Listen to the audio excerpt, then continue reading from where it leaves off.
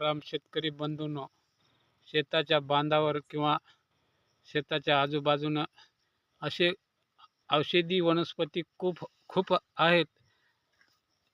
एवढे आहेत की आपल्याला त्याचे नाव माहीत नाहीत आणि ते कोण्या रोगाला चलतात यांची माहिती नाही.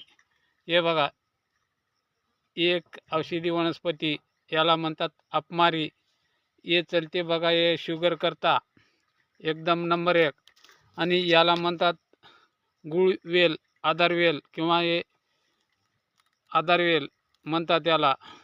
हे लिंबाच्या झाडावरचे आधारवेल घ्यावे आणि रोज सकाळी